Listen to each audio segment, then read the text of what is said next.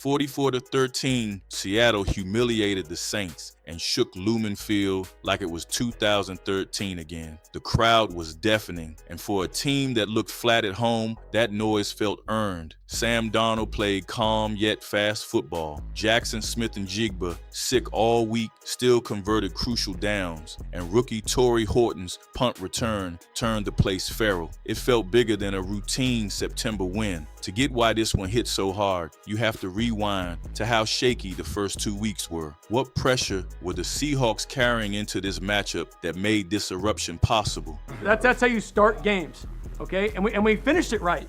Okay, we finished it right. And like you can tell about the demeanor on the sideline. I think you guys feel the same way.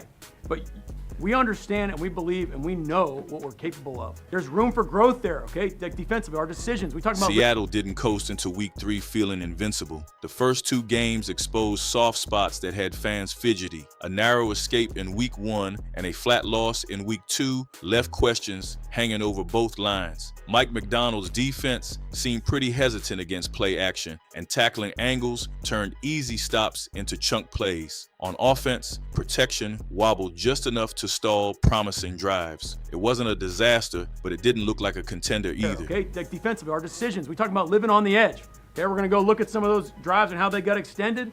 We're living on the edge.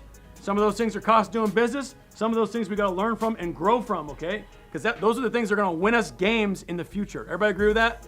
Okay, so we're rolling, okay? But we got more levels to get to, okay? In all 3 phases.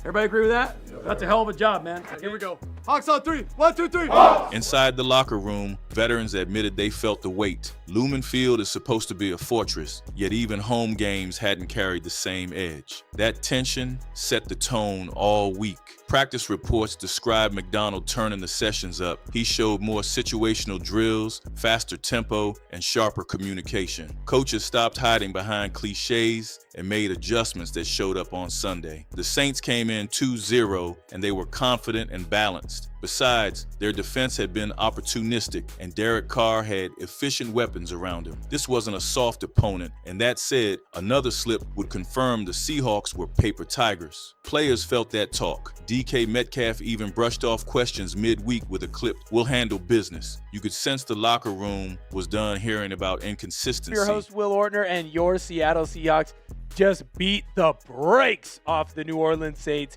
in Lumen Field, getting their first home victory of the year.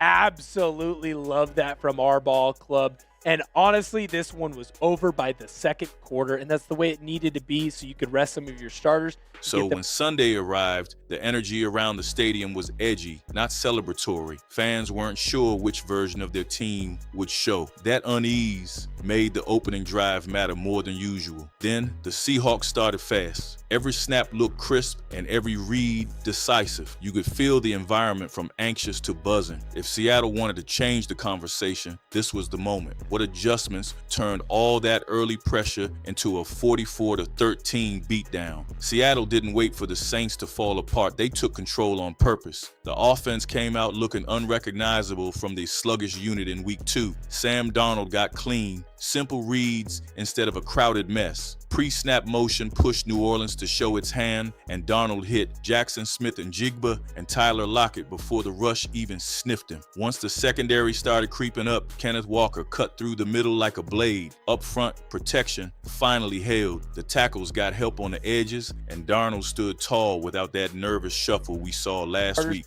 Get them ready to take on the Arizona Cardinals on Thursday night. Before I dive into my reaction, I want to know what your reaction is. Send me your one-word reaction for today's game. Make sure it gets sent into the comments. I'm always in there hanging out. I'll make sure that On defense, Mike McDonald stopped gambling early downs and locked down the middle. Linebackers stayed home on play action. Safeties disguised coverage until the last heartbeat, and Derek Carr kept double-checking routes that weren't open. Then came special teams. Torrey Horton's punt return wasn't a fluke, it was a practiced ambush. The blocking lanes opened perfectly, and when he broke free, you could feel the stadium's mood flip from hopeful to gleeful. Even the sideline energy looked different. Coaches were animated but calm, Players communicated without frantic hand-waving, and mid-game tweaks actually stuck. Seattle literally engineered it 44 points. However, schemes alone don't rack up touchdowns and turnovers. Who delivered the plays that blew this game wide open?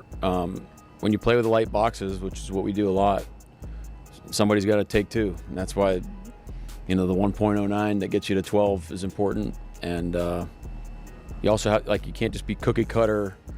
This is where I fit, and then I don't do anything else. It's no, I relate to the ball a certain way. I play off guys in front of me.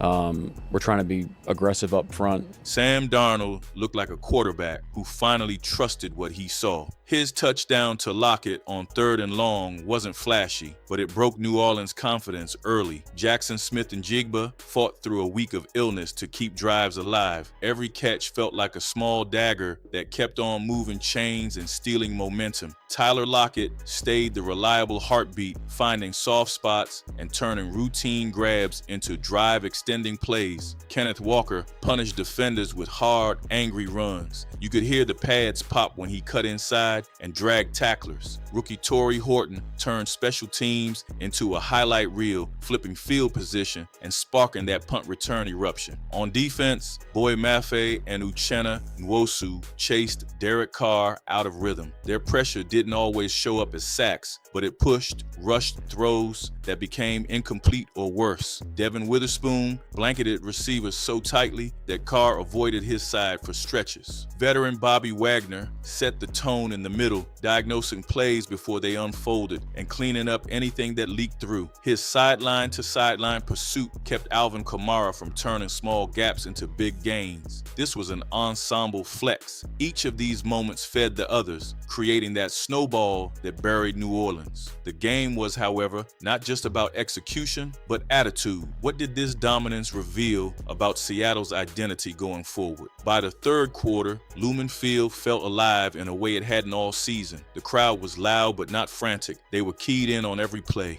Seattle moved purposefully, and players executed their assignments unhesitatingly. Tackles landed where they were supposed to. Linebackers read plays and reacted, and the secondary stayed close enough to make receivers think twice. Offense and defense worked together seamlessly. Sam Darnold found open receivers quickly, and Kenneth Walker broke through gaps that weren't there 2 weeks ago. Every drive had direction, and mistakes didn't pile up. It's really that simple. It's really that simple. Speaking of your offense, though, Sam's getting rid of the ball as fast as any quarterback in the league, and you guys are the most explosive passing team in the league.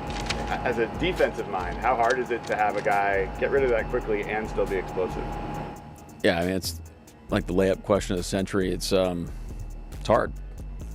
It's hard. We got to keep that going, and we got to run the ball more effectively so we can keep that trend going, so teams don't just sit back and make us pass. The sideline stayed calm. Veterans led by example. That said, they pointed out adjustments quietly and kept momentum steady. The rookies followed without visible panic. Seattle's strength came from preparation, discipline, and trust in each other. The team didn't rely on one explosive moment. They relied on executing fundamentals over and over. Now the question moves to the future. Can they keep this level of focus when the competition gets tougher? The first touchdown set the tone. It wasn't a lucky break or a defensive miscue. Practically, it came from precise execution. Darnold read the coverage perfectly, and the pass landed exactly where Smith and Jigba could make the catch and gain extra yards. That play encouraged the Saints to rethink their plan immediately. Special teams delivered a spark soon after. Torrey Horton's punt return flipped energy. The blockers hit their lanes cleanly. Horton found the seam, and suddenly the stadium erupted. That moment gave Seattle momentum they didn't let go of. Defensive plays piled up harmoniously. Uchenna, Nwosu, and Boy Mafe got to Carr repeatedly, and that pressure made him rush throws. Notably, 2 of those throws ended up in Witherspoon's hands. Each defensive stop kept drives short. It also gave the offense a boost of confidence. Even small details left big impacts. A recovered fumble after a short run, a perfectly timed blitz, a quick sideline adjustment, everything added up. The Seahawks dominated, only built a lead brick by brick, where each play reinforced the last. So yes, now we can say that Seattle had solved the problems from the first 2 weeks. Instead of improvising, the team focused on orchestrating. Next, we need to look at how individual performances turned this plan into points and pressure, because without them, even perfect schemes would have stayed on paper. Every play had a sense of contagious urgency. Players chased loose balls, ran extra yards, and recovered quicker than their opponents anticipated. Sam Darnold's leadership shone in huddles. His directions were crisp, and he made audibles that altered momentum before the snap. That somehow kept the Saints guessing. Jackson Smith and Jigba made critical blocks downfield, not just catches. His willingness to engage physically opened lanes for runners and created space others exploited. On the other hand, Tyler Lockett stayed alert on broken plays, which helped him turn mess into advantage. His quick reactions turned near misses into productive gains and kept drives alive when timing faltered. Kenneth Walker looked at the line and made a quick decision. He picked a gap, spun through a tackle, and cut back the moment he saw an opening. It helped the team move on big plays. Torrey Horton ran along the sideline, waving his arms and shouting to keep everyone pumped. Younger players followed him right away. On defense, Devin Witherspoon changed his spot before the snap, making the quarterback pause. Uchenna Nwosu and Boy Mafe came at the blockers fast, and the offense got slowed down. According to fans, the stadium itself became a player. Seattle fed off the crowd's intensity, and the crowd grew louder with every complex moment. Overall, this game was defined by effort, awareness, and momentum swings rather than stats alone. In a liner, Seattle's players dominated the intangible aspects of football that rarely make the highlight reel. Looking back, Seattle entered Week 3 without Devin Witherspoon, Julian Love, Nick Emenwari, and Zach Charbonnet. Missing 3 top defensive backs could have crippled most teams, but it barely slowed Seahawks down. Coach Mike McDonald confirmed that Witherspoon, sidelined with a knee issue for 2 games, was pushing to play but couldn't quite get there. McDonald called it the right decision. He acknowledged the frustration for the player but praised how teammates stepped up in his absence. Other injuries were minor on the scoreboard, but they are still important. Fullback Robbie Awasts left in the second half with an ankle injury. Beyond that, the lopsided 44-13 win allowed Seattle to rest starters early.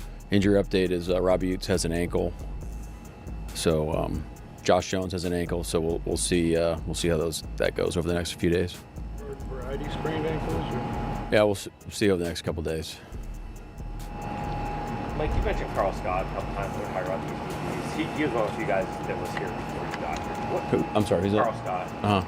Quarterback Sam Darnold, center Jalen Sundu, left tackle Charles Cross, running back Kenneth Walker 3, receivers Cooper Kupp and Jackson Smith and Jigba, defensive lineman Leonard Williams, outside linebacker DeMarcus Lawrence, linebacker Ernest Jones IV, and defensive tackle Jaron Reed all saw reduced snaps. Pulling them early conserved energy ahead of the short week before Thursday's game in Arizona. According to McDonald, there are enough benefits of scoring quickly. Defense logged heavy reps in the first half, which gave the coaching staff a chance to rotate and protect the roster. Even with injuries and a short week looming, the Seahawks taught how to absorb absences and still dominate. That said, depth is a statement about preparation and adaptability. So now that Seattle is back to rhythm, can they keep that momentum rolling through the season? If you want to follow every snap, every injury update, and every breakout performance, subscribe and turn on notifications. Let's not miss a single moment as the Seahawks chase another statement win. Which player impressed you the most in Week 3, and who do you think will carry the team against the Cardinals? Let's hear your takes.